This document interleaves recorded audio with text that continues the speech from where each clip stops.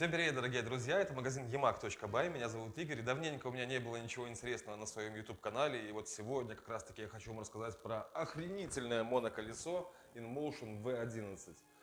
Первое моноколесо на рынке, которое было сделано производителем с подвеской.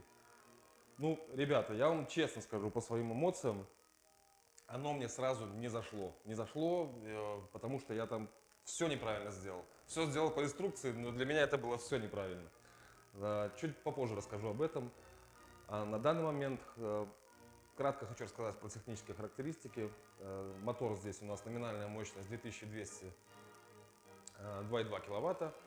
Батарея 1500 ватт у нас на элементах LG, что немаловажно. Это позволяет с моим весом 130 килограмм проехать на этом моноколесе до 50 километров на одной зарядке. Приятно и классно. Вообще в это колесо влюбился. 2 недели я на нем катаюсь, проехал почти 200 километров, 190 километров. Для того, чтобы сделать объективное мнение об этом моноколесе, для того, чтобы поделиться своими неподдельными эмоциями об этом моноколесе с вами и рассказать преимущества и недостатки данного моноколеса. Чем я сразу был недоволен. У нас на этом моноколесе есть 2 камеры, 4, если быть точным. 2 снизу и 2 сверху. Они накачиваются, здесь на педальке есть инструкция под каждый вес, сколько накачиваться. И сверху вот камера эта. Кстати, сверху я не смог накачать камеру, чтобы не снять вот эти вот боковые подушки. Не подушки, это правильно будут такие щеки, наверное, сказать. Для того, чтобы их снять, надо открутить. Раз, два. И сзади также 3-4 болта. И с каждой стороны по 2 болта вот здесь вот, вверх педали. Они просто потом поднимаются, выезжают вверх. Не знаю, может быть, у кого-то получилось накачать моноколесо штатным насосом, который идет в комплекте, показывает PCI и давление, не откручивая щеки. Напишите в комментариях, как вы это сделали, и мне будет интересно, потому что лишний опыт никогда не будет лишним. Многих экспериментов, там в районе 2 дней я играл с давлением, то есть, получается, немножко спускаю здесь давление, немножко подкачиваю здесь, либо наоборот, сюда добавляю, здесь спускаю, чтобы добиться желанного результата. Вот мне отрезки вот по 5 километров я проезжал, мне понадобилось где-то около 2 дней, потому что все очень индивидуально. Но это того стоило. И стоило в том плане, что я к этому колесу привык. К хорошему очень хорошо привыкаешь. Во-первых, самый главный плюс, лично для меня, у меня сейчас меняют лифты, я живу на 9 этаже, соответственно, 26 килограмм тягать на 9 этаж пешком, я думал, что будет жесть. Благодаря вот этой вот 18-дюймовой покрышке и вот этому протектору колесо просто легко заскакивает. Я был сам в шоке. Оно просто легко заскакивает по лесенкам, поднимается, без всякого труда, без всякого напряга. Мне его даже, я вам скажу больше, мне его даже удобнее завозить на 9 этаж, чем сносить с 9 этажа.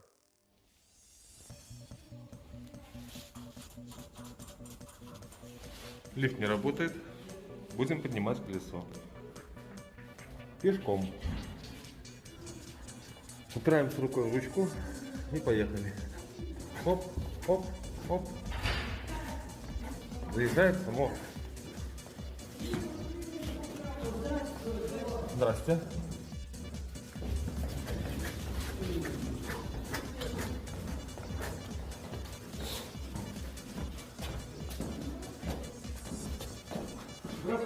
Здрасте.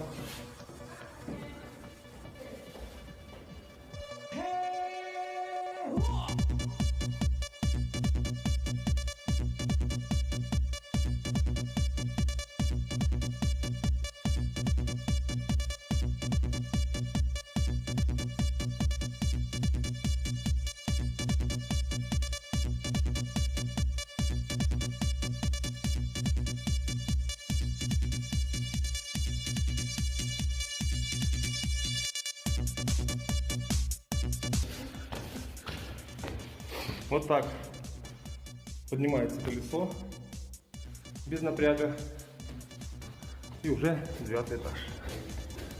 Так что очень удобно, как пешком просто обычно. Ничего не тащишь с собой. Фух, пригнали.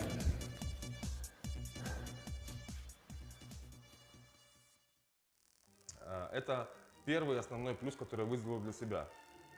Ну, поднимаю без проблем. Потом, во что я влюбился в этом колесе. Ты ездишь, ты ощущаешь бордюров. С бордюра съехал, ну то есть едешь, с бордюра съехал. А что это было? Ну, это разве бордюр был там? Либо также заехал на него. Вообще ни хрена не понимаешь, как оно так вообще срабатывает.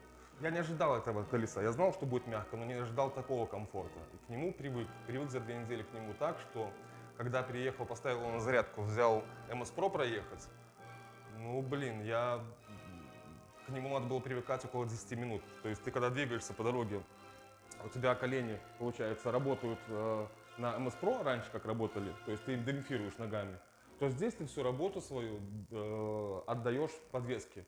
Когда ты привыкаешь к ней там около недели, около 2 недель, ты привыкаешь к этому колесу, к другому колесу надо будет привыкать по-другому, возвращаясь на эти колеса. Не ожидаешь так. Вроде бы небольшая ямка, он у тебя бац, по ногам сразу получаешь, поэтому надо опять привыкать к другому колесу. По фаре. Фара здесь у нас очень мощная и классная. И безопасная. В каком плане безопасная? Вас не будут на улице обзывать, отрегулируйте фару или, ну, или как-то там по-другому матами. Потому что она светит вниз. Она светит вниз, и она очень мощная. Угол обзора очень большой. Можно видеть расстояние 15 метров очень отчетливо и хорошо. Также добавили в это моноколесо подножку, которая позволяет перевести моноколесо в парковочный режим, не выключая его. Фара задняя красивая. Теперь у нас, кстати, можно подсоединить сюда 2 зарядки. Поездил я в дождь с брызговичком. У меня до этого был MS Pro без брызговика, я катался. Но я вам скажу, что не надо теперь там у своих знакомых просить влажную салфетку, чтобы килограмм грязи от спины отлепить. Здесь практически ничего тебе на спину не попадает. Что хочется сказать по поводу удобства и комфорта педалей. Здесь мы видим, что угол немножко изменен, они приподняты. Благодаря этому у нас ноги прижимаются очень плотненько к колесу. На скорости чувствуешь большую уверенность. Для сравнения, в V10 и в V8 такого не было, они были все прямые. Разве что в V5F они тоже под небольшим углом были. Педали очень удобные. Наждачка вот здесь вот практически по всей поверхности идет уже.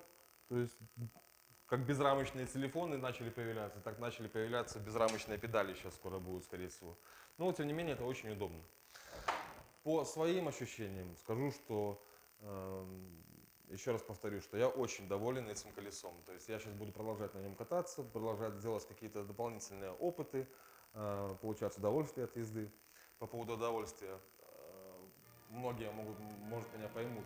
Когда тебе колесо нравится, когда тебе колесо зашло, реально, вот оно тебе понравилось, ты не на камеру говоришь, что оно реально охренительное, а когда оно у тебя в душе вот прямо сидит, ты выезжаешь на работу на этом колесе, ты ищешь какой-нибудь маршрут подольше, чтобы проехать и получить кайф, ну, как бы больше кайфа получить дополнительного, чем просто вот как транспорт стал и поехал.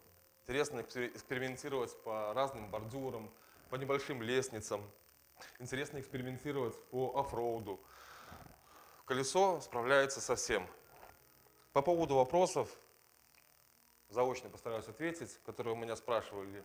Люди приходили, спрашивали, говорят, вот я посмотрел там другого блогера, какого-то с другой стороны, он сказал, что это колесо плохо тормозит. Народ, это колесо неплохо тормозит. Если оно у вас плохо тормозит, они обуславливали тем, что сначала начинаешь торможение, у тебя сначала проседает подвеска, а потом уже колесо начинает замедляться.